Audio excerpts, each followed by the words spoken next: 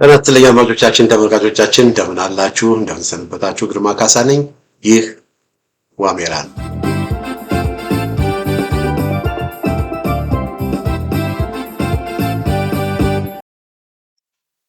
በዛሬ የዋሜራ መርሃ ግብራችን ሚያዝያ 30 ስለተጠራው ሰላማዊ ሰልፍ አንዳንድ መረጃዎችን አንዳንድ ዘገባዎችን ይዤላችሁ ቀርቤያለሁ። የምን ሰልፍ ትሉኝ ይሆናል። እንግዲህ ሚያዝያ 30 ቀን በ10 ከተሞች የኢትዮጵያ ሕዝብ አብዮታዊ ፓርቲ ኢህአፓ ሰላማዊ ሰልፍ ጠርቷል እና እነዚህ የኢህአፓ አመራሮች ናቸው። ሕዝብ ዛሬ መብቱን ካልጠበቀ ዛሬ መብቱን ካልጠየቀ ነገ ተረግጦ እንደሚገዛ አውቆ ሰላማዊ ትግሉን ይቀላቀል። ታላቅ የሰላማዊ ሰልፍ ጥሪ ስልጣን የህዝብ እንጂ የአምባገነኖች አይደለም በሚል መርህ የኢትዮጵያ ሕዝብ አብዮታዊ ፓርቲ ኢህአፓ ለሚያዝያ 30 ታላቅ ሰልፍ ጠርቷል እና ይህን ሰልፍ በተመለከተ እንግዲህ መጠነ ሰፊ እንቅስቃሴዎች ኢህአፓ እያደረገ ነው። የኢህአፓ አጋር የሆኑ ሌሎች ድርጅቶች እንደ መኢአድ እንደ እናት ፓርቲ የመሳሰሉ ይህንን ሰልፍ ይቀላቀላሉ ተብሎ ነው የሚጠበቀው። ነገር ግን በአሁኑ ጊዜ በብቸኝነት ይህንን እየቀሰቀሰ ያለው በተለያዩ ሚዲያዎችም እየወጣ ያለውን ሂደት ህዝብ መብቱን እንዲጠይቅ፣ ህዝብ ነፃነቱን እንዲጠይቅ፣ ህዝብ ዲግኒቲውን እንዲጠይቅ፣ ህዝብ ድምፁን እንዲያሰማ መሪ ድርጅት ሆኖ ኢህአፓ እንግዲህ እየተንቀሳቀሰ ነው ያለው። እንግዲህ ይሄ አድማጮቻችን ተመልካቾቻችን ያው ፋኖ በራሱ መንገድ ይሄ አገዛዝ በሰላም ስለማይወርድ በትጥቅ ትግል ነው ይሄንን አገዛዝ የምናስወግደው ወይንም ደግሞ አስገድደን ለድርድር ለውይይት የምናመጣው ለእውነተኛ ውይይት የምናመጣው በሚል ፋኖ ያው እንቅስቃሴ እያደረገ እንደሆነ እናውቃለን።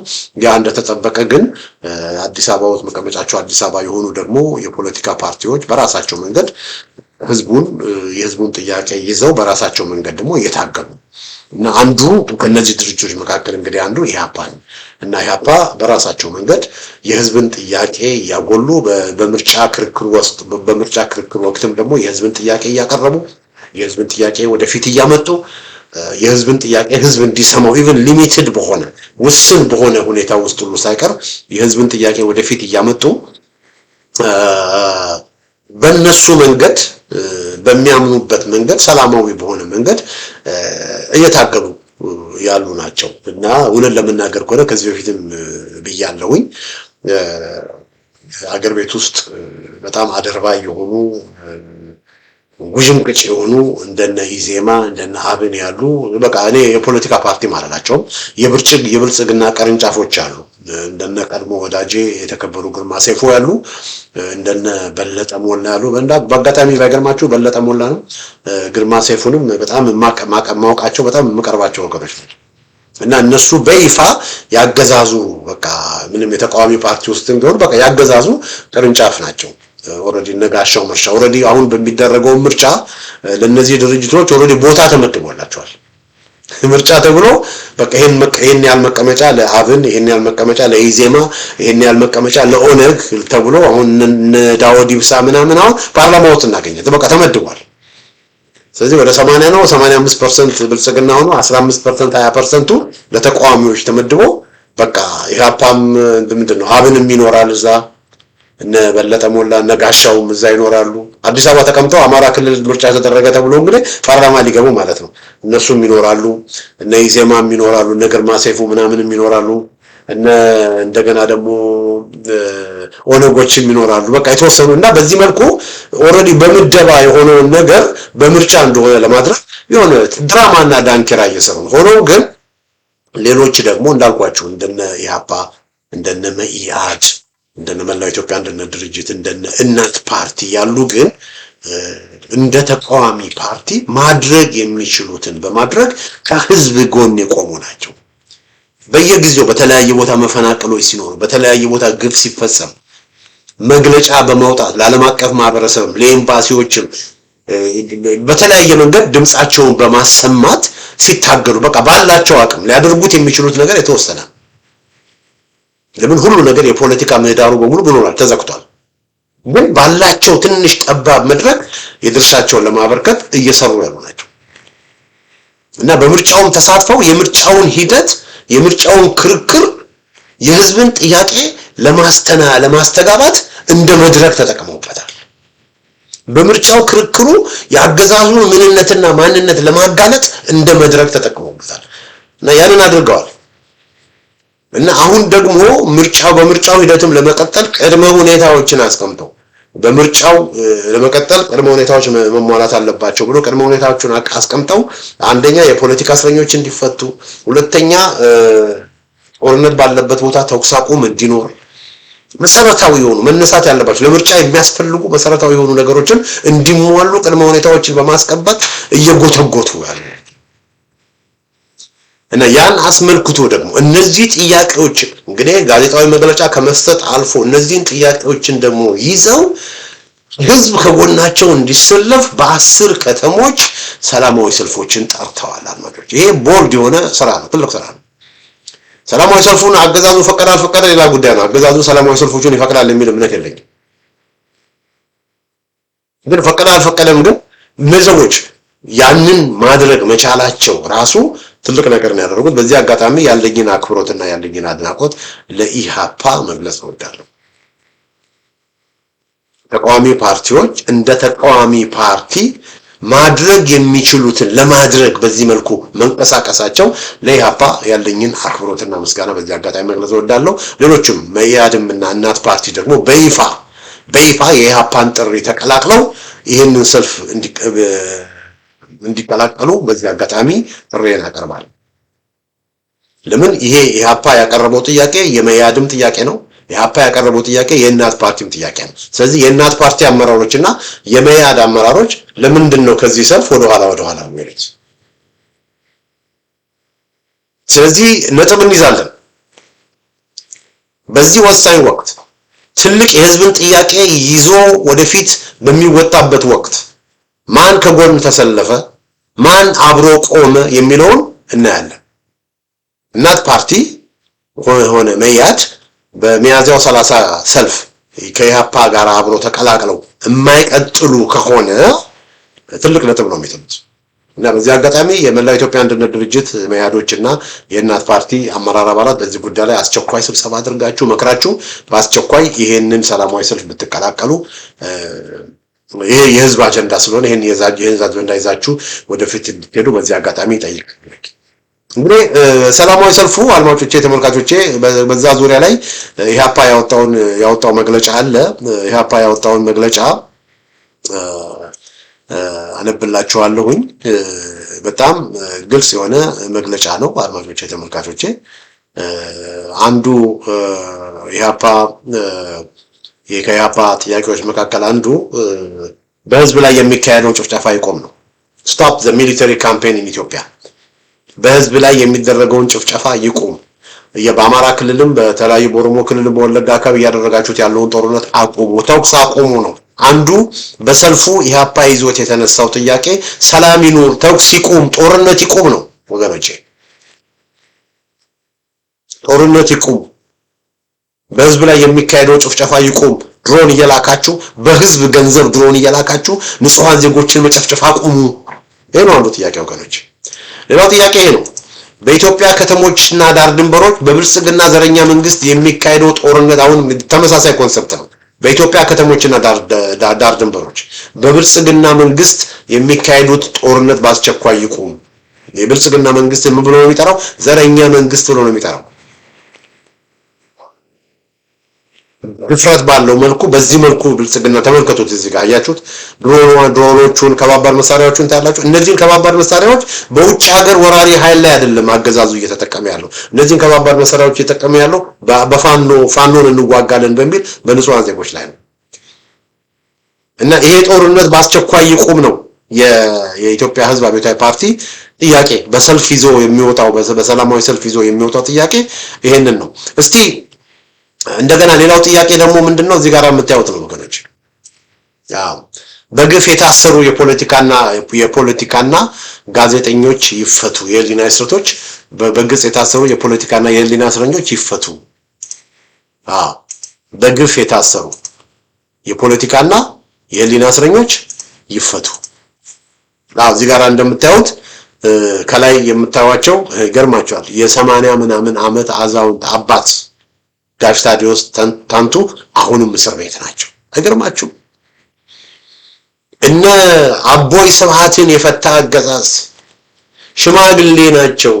እንደውም አስታውሳለሁ እኔ ከሰማይ ነው የምቀበሉና እግዚአብሔር ፍታ ብሎኛል ነገር ብለው ሽማግሌ ናቸው። በቃ እነ ሽማግሌን ማሰር ምን ዋጋ አለው? ሀዘኔታ ሊሰማን ይገባል፣ ሂዩማኒቲ ሊሰማን ይገባል ብሎ ነበር የነ አቦይ ስብሃትን መፈታት ጀስቲፋይ ለማድረግና ለማስተባበል የሞከረው አብይ አህመድ።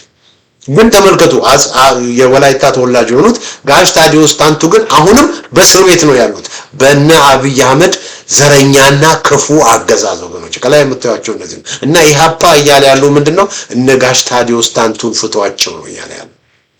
ከታች ደግሞ እንደምታዩት እንደነ ክርስቲያን ታደለ፣ ታዬ ደንዳ፣ ክርስቲያን ታደለ የፓርላማ አባል በፓርላማ እኔ መስማት የምፈልገውን ነገር ለምን አልተናገርክም፣ እኔ ማልወደውን ነገር ለምን ተናገርክ በሚል ነው በአብይ አህመድ ትዕዛዝ ነው ክርስቲያን ታደለ የታሰረው። ታዬ ደንዳም እንደዚሁ በአብይ አህመድ ትዕዛዝ ነው ክርስቲያን ታዬ ደንዳ የታሰረው። አቶ ዮሐንስ ቧያለው የአማራ ክልል ምክር ቤት በአብይ አህመድ ትዕዛዝ ነው። አቶ ዶክተር ካሳ በአብይ አህመድ። እነዚህ አራቱ ከ1 እስከ 4 ያሉት የኦሮሞ ክልል ወይም የአማራ ክልል ወይም የፓርላማ ተወካይ አባላት ናቸው። ግን ተወስዶ ታሰሩ። ሌሎች እነ ጋዜጠኞች እንደነ ጎበዜ ሲሳይ፣ እንደነ ገነት አስማማው፣ እንደነ መስከረም አበራ ያሉ የተቃዋሚ ፓርቲ አባላት እንደነ ዶክተር ቴዎድሮስ፣ የኢዜማ ፕሬዝዳንት ምክትል ፕሬዝዳንት የነበሩት እንደነ ዶክተር ጫኔ የኢዜማ አሁን እኮ እነ ብርሃኑ ነጋ እኮ አያፍሩ፣ እነ ግርማ ሰይፉ እኮ አያፍሩ። እነ ዶክተር ጫኔን እስር ቤት አስገብተው እነ ዶክተር ጫኔ እንዲፈቱ ማድረግ አቅቷቸው የብልጽግናን መንግስት ሰላማዊና ዲሞክራሲያዊ መንግስት እንደሆነ ሲያቀርቡ ማየት እነ ዶክተር ብርሃኑና እነ ግርማ ሰይፉ በጣም ያሳፍራል። ሼሞኒው ግርማ ሰይፉ ያንተ አመራር አባላት እነ ዶክተር ጫኔ እስር ቤት ገብተው አንተ የአብይ አህመድ ጠበቃ ሆነ ስትቆም መስማት እንደዛ የሚያሳፍር ነገር የለም። ሼሞኒው ግርማ ሰይፉ እና ኢህአፓ ምንድነው የሚለው? በግፍ የታሰሩ የፖለቲካና የህሊና እስረኞች ጋዜጠኞች ይፈቱ ነው የሚለው። አንዱ ጥያቄ ነው ወገኖች። ሌላው ኢህአፓ እያቀረበ ያለው የመብት ጥሰት ይቁም፣ አፈናዊ ይቁም፣ መብታችን ይከበር፣ ድምጻችን ይሰማ፣ ዳቦ ለተራበው፣ ስራ ለስራ አጡ የኢህአፓ ጥያቄ ነው ወገኖች። የኢህአፓ ጥያቄና እነዚህን ጥያቄዎች በማንሳት ነው ኢህአፓ መስከረም 30 2018 ዓ.ም ሰልፍ የጠራው። እና ሰልፉን በተመለከተ ኢህአፓ ያወጣውን የተለቀቀውን መግለጫ ለምብላችሁ ምንድነው የሚለው? የኢህአፓ ሰላማዊ ሰልፍ ጥሪ ይላል። የኢህአፓ ሰላማዊ ጥሪ ያስቀመጥናቸው ቅድመ ሁኔታዎች ቢሟሉ ኖሮ ይላል። ቅድመ ሁኔታዎች ተቀምጧል። አንደኛ ሰላም ይኖር። ሰላም በሌለበት ቦታ ምርጫ ማድረግ አይቻልም። በምርጫ ቦርድ አዋጅ መሰረት አድማጮቻችን፣ ተመልካቾቻችን በምርጫ ቦርድ አዋጅ መሰረት የምርጫ ቦርድ አዋጅ አለ አይደለ? የምርጫ ቦርድ ማቋቋሚያ አዋጅ አለ። በምርጫ ቦርድ ማቋቋሚያ አዋጅ መሰረት የምርጫ ቦርድን ኃላፊነት አዋጁ ይዘረዝራል። በነጋሪት ጋዜጣ ተጻፈው ማለት ነው። አዋጁ ይዘረዝራል እና ከሚዘረዝራቸው ነገሮች በሙሉ ምርጫ ለማካሄድ የሚያስፈልጉ መስፈርቶች ተቀምጠዋል። እና እነዚህ መስፈርቶች 5 ናቸው። አንደኛው ምርጫው ለማካሄድ ምርጫ ሰላም መኖር አለበት። ምርጫው ምን መሆን አለበት ይላል? ምርጫው ሰላማዊ መሆን አለበት ይላል። ምርጫው ሰላማዊ ነው ወይ ገነች? በሁሉም በግማሽ በሚባል በቃ ከአዲስ አበባ በስተሰሜን ባለው አካባቢ እና ከአዲስ አበባ በስተምዕራብ እኮ ባለው አካባቢ አገረጀ በወለጋ ምናምን እንደዚሁ ምንድነው ጉጂ ባሉ ቦታዎች እኮ ምዕራብ ጉጂና ጉጂ ዞን እኮ ሰላም የለም። የጦርነት ቀጠናዎች ሆናቸው። ስለዚህ ሰላም በሌለበት ቦታ እንዴት ነው ምርጫ የሚደረገው? ስለዚህ ምርጫው ሰላማዊ መሆን አለበት ይላል አዋጁ፣ ግን ሰላም የለም። ሁለተኛ ምርጫው ነፃ መሆን አለበት። ነፃ ምርጫ መሆን አለበት። ምርጫው ዲሞክራሲያዊ መሆን አለበት። ምርጫው ተአማኒነት ያለው መሆን አለበት። ምርጫው ፍትሃዊ መሆን አለበት። ሰላማዊ፣ ዲሞክራሲያዊ፣ ተአማኒነት ያለው ነፃ እና ፍትሃዊ መሆን አለበት። 5ቱም አልተሟሉም። እና ኢህአፓ የጠየቀው እንግዲህ የጠየቃቸው ለምርጫ የጠየቃቸው እስረኞች፣ የፖለቲካ እስረኞች ይፈቱ፣ ጦርነት ይቁም፣ ተኩስ ይቁም፣ ጦርነት እያለ ምርጫ ማድረግ አይቻልም የሚል መሰረታዊ የሆኑ ሌጂቲሜት የሆኑ ጥያቄዎችን ነው ያቀረበው፣ ቅድመ ሁኔታዎችን ያቀረበው እና ያስቀመጥናቸው ቅድመ ሁኔታዎች ቢሟሉ ኖሮ ኢህአፓ አይኑን ሳያሽ በምርጫው ተሳትፎ የኢትዮጵያን ህዝብ ከቀጣይ መከራና እልቂት ለመታደግ ኢትዮጵያንም ከተደቀነባት የመፍረስ አደጋ ለማዳን የበኩሉን አስተዋጽኦ ያበረክታል። ሙሉ ዝግጅትም አድርጎ ለማበርከት ያበረክታል ብሎ ሙሉ ዝግጅትም አድርጎ ነበር። ነገር ግን ገዢው ብልጽግና ፍላጎቱ ዲሞክራሲያዊ ምርጫ ማካሄድ ሳይሆን ዛሬም ከቻለ አታሎ አጭበርብሮ ሸውዶ አለዚያም አፍኖና ጨፍልቆ ተመርጫለው እወቁልኝ ለማለት ነው ብሎ የምርጫውን ዓላማ አገዛዙ ምርጫውን እያደረገ ያለው ለምን እንደሆነ ኢህአፓ በመግለጫው አስቀምጧል። ወገኖች በጦርነት መፈናቀል፣ የንጹሃን ጅምላ ግድያና እስር የኢትዮጵያ መልኮች በሆነበት በቃ የኢትዮጵያ መለያ በሆነበት ጦርነት መፈናቀል፣ የንጹሃን ጅምላና ግድያና እስር የኢትዮጵያ መለያዎች መልኮች በሆነበት ወቅት የሚካሄድ ምርጫ ለስርዓቱ ንጹሃንን በጅምላ መግደልህን፣ ማሳደድህን፣ ዜጎችን በፖለቲካ አመለካከታቸው ምክንያት በግፍ ማሰርህን ቀጥል ብሎ መፍቀድና የህዝብን ስቃይ ከማስቀጠል የዘለለ ትርጉም አይኖረውም ብሎ ምርጫውን በተመለከተ ኢህአፓ ይህንን ነገር ይናገራል። በአንዳንድ አካባቢዎች ላይ በሰራዊቱ ታጅቦ ምርጫ ለማድረግ መታቀዱ ብልጽግና ለቀጣይ 5 ዓመታት በኃይል በጉልበት በስልጣን ላይ ለመቆየት ያለውን ፍላጎት የሚያረጋግጥ ነው ብሎ ያለውን ነባራዊ ሁኔታ ኢህአፓ ያስቀምጣል። የትግራይ ህዝብ ለሁለተኛ ጊዜ በማይወከልበት የአማራ ህዝብ ብልጽግና በጀመረው ጦርነት ወላፈን እየተገረፈ በሚገኝበትና በማይወከልበት በኦሮሞ ክልልም ውስጥ በርካታ አካባቢዎች ለአመታት በጦርነት እየተማገዱ ባለበትና ፖለቲካዊ መፍትሄ ባልተቀመጠበት የሚካሄድ ምርጫ ትርጉሙ እጅግ አደገኛ የሀገር አንድነትን ከመሰረቱ እንዲናጋ የሚያደርግ ነው እንላለን ብሎ ኢህአፓ ኢትዮጵያ ዴሞክራሲያዊ ፓርቲ በመግለጫው ያስቀምጣል።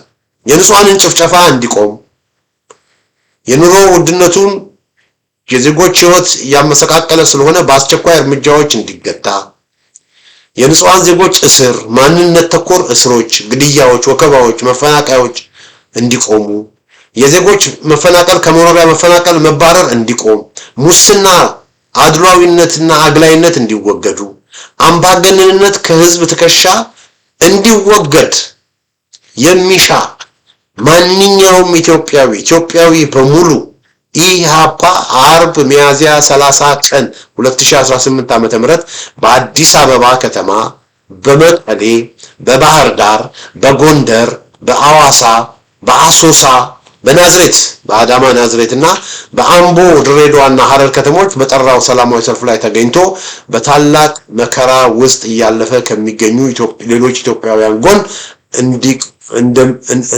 እንዲቆም ጥሪያችንን እናቀርባለን። ብልጽግና ንጹሃንን መግደልና ማሳደዱን በአስቸኳይ ያቁም። ሁሉን አቀፍ ሐቀኛ ድርድር ይደረግ። የፖለቲካ እስረኞች ያለምንም ቅድመ ሁኔታ በአስቸኳይ ይፈቱ በሚል ነው እንግዲህ የኢትዮጵያ ሕዝብ አብዮታዊ ፓርቲ በሚል ድርጅቱ መግለጫ ያወጣው። አድማጮቻችን፣ ተመልካቾቻችን እንግዲህ ይሄ በእነዚህ ከተሞች ነው እንግዲህ መግለጫው የወጣው። በእነዚህ ከተሞች ነው እንግዲህ ሰልፉ የሚደረገው። ይሄ እንግዲህ አድማጮች፣ ተመልካቾች የምታስታውሱ ከሆነ አብይ አህመድ ስለ ምርጫው ሲደረግ የጥምቀት በዓል ተከብሮ የለም ወይ፣ ብዙ ሺህ ሰው ባለበት ኢሬቻ ተከብሮ የለም ወይ እና እንደዚህ አይነት ነገሮች፣ ሰላም ነው ሀገሪቷ ሰላም ናት እና ምርጫ ማካሄድም ይቻላል ነው እና ይሄ እነዚህ ድርጅቶች በምርጫ ቦርድ የተመዘገቡ ድርጅቶች ናቸው። በተለይ ኢህአፓ በምርጫ ቦርድ የተመዘገበ ነው። እና የምርጫ ቅስቀሳዎች የማድረግ መብት አላቸው። ሰላማዊ ሰልፍ የማድረግ መብት አላቸው። በምርጫ ወቅት ብቻ ሳይሆን በማንኛውም ጊዜ ሰላማዊ ሰልፍ የማድረግ መብት እና አብይ አህመድ ህገ መንግስታችን በሚሉት በሚመጻደቁበት ህገ መንግስት ሁሉ ሳይቀር ያ መብት የተደነገገ ነው እና አብይ አህመድ በሚመጻደቁበት ህገ መንግስት ሰላማዊ ሰልፍ የማድረግ መብት ፍቃድም አያስፈልግም። የሚያስፈልገው ምንድነው? ለከተማ አስተዳደሮች ሰልፍ እናደርጋለን ብሎ ማሳወቅ እና ለከተማ አስተዳደሮች ሰልፍ እናደርጋለን ብሎ በሚያሳውቁበት ጊዜ ምናልባት በዛ ጊዜ ለምሳሌ ከዚህ መንገድ ተነስተን እስከዚህ መንገድ ባለው ውስጥ ነው ሰልፍ የምናደርገው ከተባለ ምናልባት በዛ አካባቢ ሌሎች ቀደም ብሎ የተያዙ ሰልፎች ካሉ ወይም የተለያዩ ዝግጅቶች ካሉ ወይም በዛ መንገድ ላይ እንበል ገባ የቱቦ ለመቅበር ወይም ለተለያየ ነገር ኮንስትራክሽኖች ምናምን ካሉ የከተማው አስተዳደር ስኬጁል አሉ አይደለ እና ያይና አይ ከዚህ እስከዚህ ቦታ ባለው ሰልፍ ማድረግ አትችሉም መከልከላም አይደለም። ለምን ከዚህ እስከዚህ ቦታ ባለው ሁኔታ ውስጥ እንደዚህ ሌሎች ሰልፎች ስለተጠሩ ያን ማድረግ አትችሉም ወይም በሚል ምንድነው የሚያደርጉት? ቀኑን ቀይሩ ወይ እዛ መንገድ ላይ ደግሞ ኮንስትራክሽን ካለ በዚህ ቦታ ላይ ከዚህ እስከ እናንተ ሰልፍ እናደርጋለን ባላችሁበት ጊዜ ኮንስትራክሽን ግንባታ ስላለ በዚህ መንገድ ላይ ማድረግ አትችሉም ተብሎ ቦታው እንዲቀየር ይጠየቃል። ይሄ ቴክኒካሊቲ ነው። ሌላው ደግሞ ሰልፍ በሚደረግበት ጊዜ በሰልፉ ወቅት ፖሊስ መመደብ አለባቸው የከተማ አስተዳደሮች። ለምን? ህግና ስርዓትን ለማስጠበቅ። ምናልባትም ፖሊስ መመደብ የማይችሉ ከሆነ ሌሎች በርካታ ኢቨንቶች ካሉ ፖሊስ ያላቸው 100 ፖሊስ ወይ 200 ፖሊስ ከሆነ ያላቸው እነዛ 100 እና 200 ፖሊሶች ሌላ ጉዳይ ሌሎች ቦታዎች ደግሞ ምናልባት ሌላ የሚጠብቁት ነገር አስቀድሞ ቅጥል የወጣ ነገርም ካለ እሱንም ደግሞ አይተው አይ በዚህ ጊዜ ይሄን ስለምናደርግ በርካታ የፖሊስ አባላቶቻችን ወደ በዚህ ቦታ ለስምሪት ስለተላኩ የእናንተን ሰላማዊ ሰልፍ መጠበቅ ስለማንችል ጊዜ አስተላልፉ በሚል ምንድነው የሚያደርጉት? የከተማ አስተዳደሮች መከልከል ሳይሆን ቀኑ እንዲቀየር ጥያቄዎች ማቅረብ ይችላል። ከዛ ያንንም ደግሞ በሚቀርብበት ጊዜ ያ ጥያቄ በቀረበ በተወሰኑ ቀናት ውስጥ መልስ መስጠት አለበት የከተማው አስተዳደር። ከዛ መልስ ካልሰጠ ያ ማለት ምንድነው? በቃ ተስማምቷል ማለት እና በዛን ጊዜ የከተማው አስተዳደር ምን ይጠበቅበታል? ሰልፍ በሚደረግበት ጊዜ ሰልፈኞች በብዛት ስለሚሰበሰቡ እዛ አካባቢ ህግና ስርዓትን የማስጠበቅ ግዴታ ይኖርበታል። ፖሊስ ይመደባል። ጸጥታ አስከባሪዎች በዛ አካባቢ ይመደባል እንጂ ሰልፍ ፍቃድ አይጠየቅም። ይሄ እንግዲህ በአብይ አህመድና የኦሮሞ ብልጽግናዎች ህገ መንግስታችን በሚሉት ምን የሆነ ነው የተደነገገ። ስለዚህ አሁን የኢህአፓዎች ይህንን ሰልፍ በሚጠሩበት ጊዜ ምን ሊሆን ይችላል ብላችሁ ብትጠይቁኝ ይህንን ሰልፍ በመጥራታቸው በጣም ትልቅ ነገር ነው። ለምን እነ አብይ አህመድና የኦሮሞ ብልጽግናን ኮርነር ነው ያደረጉት። አጣብቂኝ ውስጥ ነው የከተቷቸው። እና አብይ አህመድ ይህንን ሰልፍ ቢከለክሉ ምክንያት ሊያቀርቡ የሚችሉት ምክንያት ምንድነው? ሰላምና መረጋጋት ሲባል ሰልፍ ማድረግ አይቻልም ነው የሚሉት። እንግዲህ ለሰላምና መረጋጋት ሲባል ሰልፍ ማድረግ ካልተቻለ ለሰላምና መረጋጋት ሲባል ምርጫውንስ ማድረግ ለምን አስፈለገ? መከልከል አለ። ምርጫው መተላለፍ አልነበረም። ሰላም ነው ብለው ምርጫ ካደረጉ ሰላማዊ ሰልፍም ደግሞ ሰላም ነው ብለው መፍቀድ አለባቸው። ስለዚህ በዚህ ጉዳይ ላይ አጣብቂኝ ውስጥ ከተዋቸዋል። አንድ ሁለተኛ ሰላማዊ ሰልፉን እና አብይ አህመድ ካልፈቀዱ ከፋኖ ጋር እያደረጉት ያለውን ትንቅንቅ ከፋኖ ጋር እያደረገውን ትግል ብዙ ጊዜ የሚሉት ምንድነው? በምክክር ኮሚሽኑም በምርጫ ክርክር ወቅትም የሀገርን ችግር በሰላም መፍታት እንችላለን፣ ዴሞክራሲያዊ በሆነ መንገድ መፍታት እንችላለን፣ ሰላማዊ በሆነ መንገድ መፍታት እንችላለን፣ ትጥቅ መያዝ አያስፈልግም፣ ጠመንጃ መያዝ አያስፈልግም፣ ሰላማዊ በሆነ መንገድ በህገ መንግስቱ መሰረት በህገ መንግስቱን ተከትለን ብዙ ነገሮችን ማድረግ እንችላለን አይደለም የሚሉት። ስለዚህ ያንን ሁሉ ምንድነው የሚያደርግባቸው? ገደል ውስጥ ነው የሚከትባቸው። እሺ ፋኖን ተውት። ይሄው ኢህአፓዎች ሰላማዊ በሆነ መንገድ ፋኖች እንዲያደርጉ በሚፈልጉት ፋኖች እኮ በቃ ሰላማዊ ተቃዋሚ ሆናችሁ በሰላም እንቅስቃሴ አድርጉ ነው ለሚባል እያሉ ያሉት አይደል? እና አብይ አህመድ ፋኖችን እነ ዘመነ ካሴን እነ ምሬ ወዳጆን እያሉ ያሉት ያንን ነው አይደል? እና እነ ምሬ ወዳጆን በቃ በሰላም ገብታችሁ ታገሉ፣ ሰላማዊ በሆነ መንገድ የጥያቄዎቻችሁን ለማስመለስ ስሩ እያሉ እየተናገሩ በዚህ በኩል በአንድ በኩል በሌላ በኩል ደግሞ በሰላም የሚንቀሳቀሱትን ሰላማዊ በሆነ መንገድ ጥያቄዎቻቸውን የሚያቀርቡትን ሰልፍ ሰላማዊ የሆነ ሰልፍ ማድረግ አትችሉም ብሎ የሚከለክሉ ከሆነ አያችሁ። ስለዚህ በዚህ በኩል ያሉ የነሱ ናራቲቭ እና የፋኖ ላይ ሲያደርጉት የነበረው ናራቲቭ ምን ሆነ ማለት ነው? ገደል ውስጥ ገባባቸው። ስለዚህ በሁለት መንገድ የኢትዮጵያ ሕዝብ አብዮታዊ ፓርቲ ኢህአፓ የጠራው ሰልፍ አገዛዙን አጣጥሞ ይስከቶታል። ሰልፉን የሚከለክሉ ከሆነ ሁለት ነገሮች ይባላሽባቸዋል በዘገናው። አንደኛ ምርጫቸው ቀልድ እንደሆነ በቃ በተግባር አሳዩ። ሰላም አለ ብለው ምርጫ እንዲደረግ ያደረጉ ሰላም የለም ብለው ሰልፍ ከከለከሉ በቃ ራሳቸውን ኤክስፖዝ አደረጉ ማለት ነው። ይሄ አንድ ነው። ሁለተኛ ሰላም የለም ብለው ምርጫ ከከለከሉ ሰላማዊ ታጋይ በሰላም የሚታገሉ በምርጫ ቦርድ የተመዘገቡትን ሰዎች በህገ መንግስቱ በእነሱ በመንግስታችን በሚሉት መሰረት የተፈቀደላቸውን መሰረታዊ መብታቸውን እንዳያከብሩ በሚከለክሉበት ጊዜ ነገ ደግሞ ሄደው ፋኖን እንደ ኢህአፓ በምርጫ ቦርድ ተመዝግበህ ሰላማዊ በሆነ መንገድ ታገል ብሎት አይችሉም። ፋኖ መቼም እንደ ኢህአፓ እንዲሆንላቸው መቼም መጠበቅ የለባቸው። ስለዚህ በዚህ ሁለት መስመሮች ብልጽግና አጣብቂኝ ውስጥ ነው። ሰልፉን ከፈቀዱ ደግሞስ ምንድን ነው የሚሆነው? ሰልፉን ከፈቀዱ በጣም ይገረማል። ለምን ሰዎቹ በጣም ትልቅ ውስጣዊ ድንጋጤ ውስጥ ነው ያሉት። ከፍተኛ የሆነ ላይላዩን ደህና ይመስላሉ እንጂ ወገኖች ብልጽግና ውስጥ የብልጽግና አመራሮች ውስጥ ከፍተኛ የሆነ ጭንቀት ነው ያለው።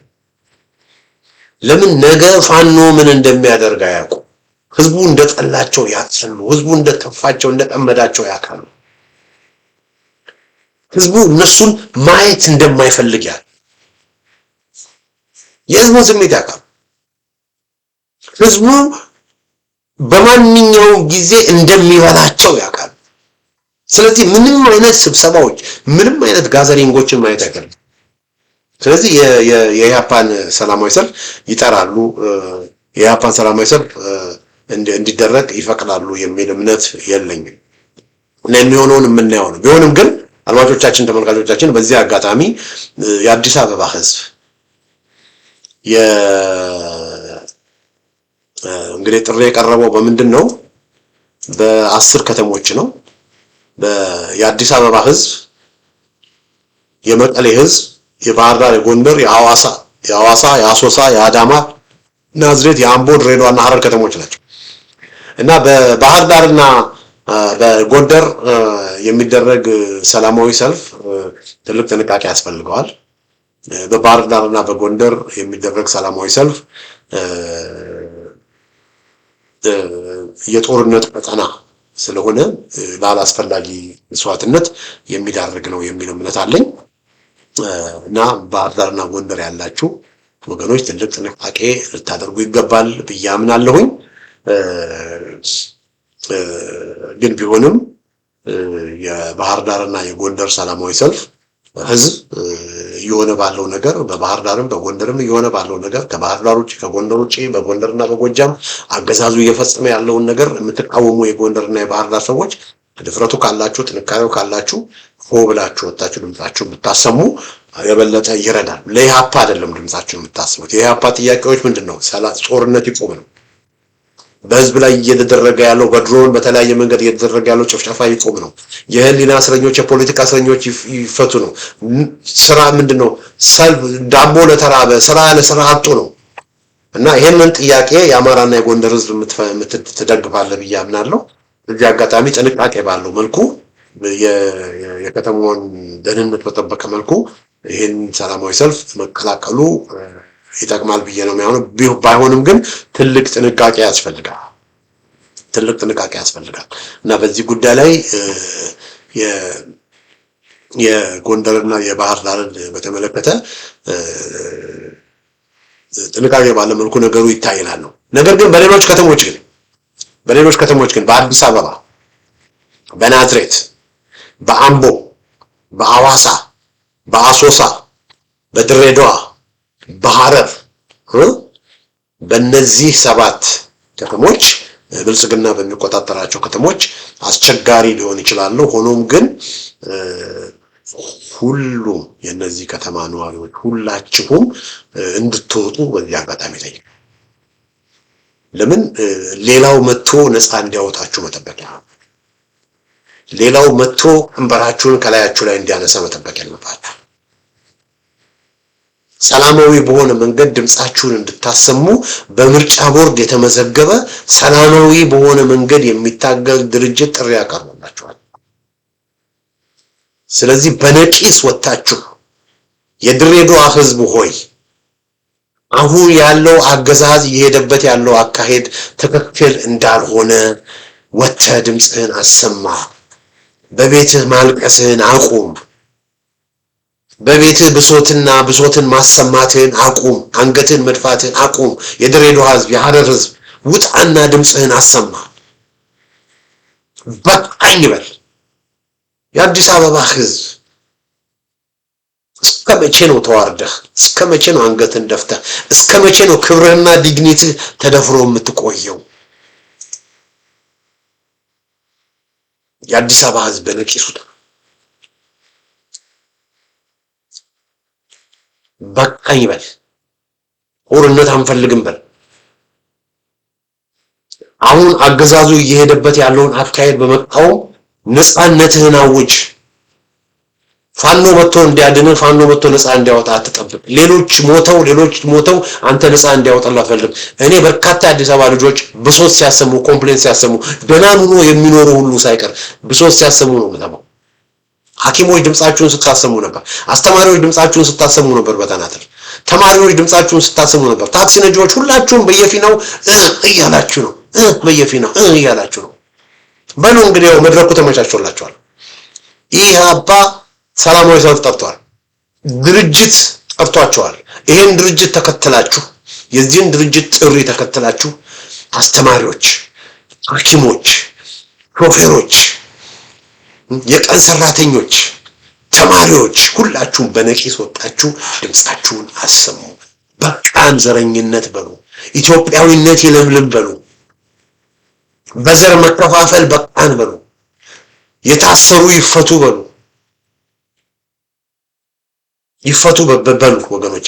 የአዲስ አበባ ህዝብ፣ የአምቦ ህዝብ፣ የጃጋማ ኬሎ ሀገር፣ የነጸጋዬ ገብረመድህን ሀገር፣ የጀግኖች ሀገር የአምቦ ህዝብ፣ በወያኔ ጊዜ ስንት ስራ ስትሰራ የነበርከ የአምቦ ህዝብ ድምጽህን አሰማ። ድምጽህን አሰማ። የአሶሳ ህዝብ፣ የአዋሳ ህዝብ፣ ሐዋሳ ትላንትና የሐዋሳ ከተማ ትላንትና የት ነበረች ሐዋሳ? አሁን የት ነው ያለችው ሐዋሳ? የሐዋሳ የሲዳማ ዞን፣ በሲዳማ ዞን ውስጥ ከ19 በላይ ቀበሌዎች በኦሮሞ ኃይሎች ተወስደዋል በጉልበት። የሲዳማ ማህበረሰብ አንገቱን እየደፋ ነው። እንግዲህ የሲዳማ ማህበረሰብ ሆይ በሐዋሳ የምትኖረውም ሌላው ማህበረሰብ ድምጽህን አሰማ። ሰላማዊ በሆነ መንገድ ድምጽህን አሰማ። ኢህአፓ በ10 ቀበሌዎች በ10 ከተሞች ድምፁን ጠርቷል። ስለዚህ በጎንደርና በጎጃም ጥንቃቄ ባለው መልኩ ይደረግ። በተቀሩት በድሬዳዋ፣ በሐረር፣ በናዝሬት፣ በአምቦ፣ በአዲስ አበባ፣ በአሶሳ፣ በአዋሳ በእነዚህ 7 ከተሞች ግን ያለምንም ማንገራገር የብልጽግና ደጋፊ ካልሆናችሁ በስተቀር የከተማዋ ነዋሪዎች በሙሉ ነቅላችሁ መውጣት ይገባቸዋል ብዬ ነው የማምነው። ያን እንድታደርጉ ጥሪ አስተላልፋለሁ። ተነጋገሩ፣ ውስጡን ተነጋገሩ፣ ጋር ተወያዩ። በቃ ይሄ ሰልፉን በተመለከተ ውስጡን ተነጋገሩ። ህዝብ ኃይሉን የሚያሳይበት ጊዜ ነው አሁን ወገኖች። ይሄንንም ኦፖርቹኒቲ እና ይሄንን እድል ደግሞ ኢህአፓ ከፍቶላቸዋል። በመጨረሻ የመቀሌ ወጣት ህወሓት መከራህን አብልተዋል። ህወሓት አንድ እዚህ ምንድነው እነ ደብረ ጽዮን በዚህ በኩል ከሻዕቢያ ጋር ሆነዋል። በዚህ በኩል እነ ጻድቃን፣ እነ ክንዳያ ገብረ ህይወት፣ እነ ጌታቸው ረዳ የብልጽግና አሻንጉሊት ሆነዋል። በዚህ በኩል ታደሰ ወረዶም እየተንደፋደፈ ነው። የደቡብ አፍሪካ ስምምነት ከተፈረመ ስንት ዓመት አለፈው። ችግርህ፣ መከራ፣ ስቃይህ ሊቀንስ አልቻለም። የትግራይ ወጣት እነሆ ኢህአፓ ጥሪ ያቀርቦልናል። የመቀሌ ወጣት ኢህአፓ ጥሪ ያቀርቦልናል። ጦርነት ይቁም እያለ ነው ያለው። ስለዚህ ኢህአፓን ደግፈህ የመቀሌን ከተሞች አጥለቅልቅ። ይህን ስታደርግ ደግሞ የትግራይ ወጣት አደራ የምልህ ነገር የኢትዮጵያን አረንጓዴ ቢጫ ቀይ ሰንደቅ ይዘህ ውጣ። የኢትዮጵያን አረንጓዴ ቢጫ ቀይ ሰንደቅ ይዘህ ውጣ። ኢትዮጵያዊነትን ይዘህ ውጣ። ኢህአፓ ኦፈር ያደረገህ የትግራይ ህዝብ ሆይ በኢትዮጵያዊነት ማዕቀፍ ውስጥ ነፃነትን ነው ኦፈር ያደረገህ። በኢትዮጵያ ማዕቀፍ ውስጥ ነፃነትን እንድታገኝ በነ ራስ አሉላ አባ ነጋ ድባብ መንፈስ፣ በነ አፄ ዮሐንስ መንፈስ በኢትዮጵያ ውስጥ ያለህን ትልቅ ቦታ እንድትይዝ ነው ኢህአፓ እየጠየቀ ያለ። ስለዚህ በመቀሌ ሰልፍ በምትወጡበት ጊዜ አደራ ምላችሁ፣ አንደኛ ያለምንም ማንገራገር በነቂስ ውጡ፣ ድምጻችሁን አሰሙ። ህወሓት ሲፈቅድ አይደለም አደባባይ መውጣት ያለባችሁ። ራሳችሁ የትግራይ ወጣቶች ተነጋገሩ፣ ተወያዩ። አባቶች እናቶች በየቤተ ክርስቲያኑ ተወያዩ። ስለዚህ በነቂስ ውጡ። የኢትዮጵያ ሰንደቅን ደግሞ ይዛችሁ ውጡ። ለምን? ለትግራይ ህዝብ የሚበጀው ኢትዮጵያዊነት እና ይሄን ነው እንግዲህ የምለው። ሰልፉን በተመለከተ እንግዲህ ምን እየሆነ እንዳለ ምን እየተደረገ እንዳለ በቅርበት አድማጮቼ፣ ተመልካቾቼ በቅርበት እየተከታተልኩ ያለውን ነገር ይዤላችሁ እመጣለሁ። በጣም ኢንተረስትድ ስለሆንኩኝ ነው። ለምን የኢህአፓዎች እንደዚህ ቦልድሊ ይሄንን ነገር ይዞ መውጣት በጣም አስደስተኛል እና እንዳልኩት ነው ትልቅ እርምጃ ነው የወሰዱት። በጣም ሊደነቁ ይገባል። ስለዚህ እነዚህ ሰዎች ሌላ ደግሞ ምን ሆነው ኢህአፓ ያደረገ ያለውን ነገር ደግሞ ለማሳነስ የምትሞክሩ ወገኖች ካላችሁ ደግሞ አደብ ብትገዙ ጥሩ ነው። በተለይ ለፋኖ ደጋፊ ነን የምትሉ፣ ብልጽግና እንቃወማለን የምትሉ፣ የትጥቅ ትግልን ብቻ ነው እንደግፋለን የምትሉ ሰዎች ካላችሁ አደብ ብትገዙት። እኔ የትጥቅ ትግልን እንደግፋለሁ። የፋኖ ደጋፊ ነኝ። ያ ማለት ግን ሌሎች ደግሞ ባመኑበትና በሚከተሉት መንገድ መታገል የለባቸውም የሚል እምነት የለኝም። ሁሉም በፊ ነው። ሰላማዊ የሆነ ትግል የሚታገለው በሰላማዊ ትግሉ፣ ጸሎት የሚያደርገው በጸሎቱ፣ በሀገር ለውጥ እንዲመጣ ፍትህ እንዲሰፍን የሚደረግ ማንኛውም ጥረት መደገፍ ነው ያለበት። ስለዚህ በፋኖ እያደረገ ያለው እንቅስቃሴ ፋኖ እንቅስቃሴውን ይበርታ። ይሄው 3 ዓመት ሆነው የፋኖ ትግል። ስለዚህ በፋኖች ዙሪያ ብዙ ዘግበናል፣ በፋኖች ዙሪያ ብዙ ብለናል። ስትራቴጂክ በሆነ መንገድ ስራቸውን ይስሩ። ሌሎች ደግሞ አዲስ አበባ ያሉት በዚህ መልኩ እንደነ ኢህአፓ ደግሞ እያደረጉት ያለው ነገር ደግሞ ራሱን የቻለ ስራ ነው። እሱንም እንደግፋለን። ስለዚህ ይሄ ትልቅ ነገር ነው። በዚህ ዙሪያ ላይ የህዝብን ጥያቄ ይዘው የተነሳ ማንኛውንም ኃይል እንደግፋለን። የህዝብን አጀንዳ ይዞ የሚታገል፣ የህዝብን ጥያቄ ይዞ የሚጮህ፣ የህዝብን ጥያቄ ይዞ የሚሞግት፣ ለፍትህ የሚጮህ፣ ለሰላም የሚጮህ፣ ለኢትዮጵያዊነት የሚጮህን ማንኛውንም አካል እንደግፋለን። ፋኖን እንደምደግፈው ኢህአፓንም እንደግፍ እና በዚህ አጋጣሚ በድጋሚ ቅድምም ብያለሁ፣ በድጋሚ የመላው ኢትዮጵያ አንድነት ድርጅት መኢአድ እንደዚሁም ደግሞ የእናት ፓርቲ የኢህአፓን ጥሪ የተቀበላችሁ ሰልፉን እንድትቀላቀሉ በዚህ አጋጣሚም ጥሪ ያቀርባሉ። እንግዲህ አድማጮቼ፣ ተመልካቾቼ ሰልፉን በተመለከተ ያዘጋጀው ዝግጅት ይመስላል። በሌላ ጊዜ በተመሳሳይ ፕሮግራም እስከምንገናኝ ደህና ሁኑ።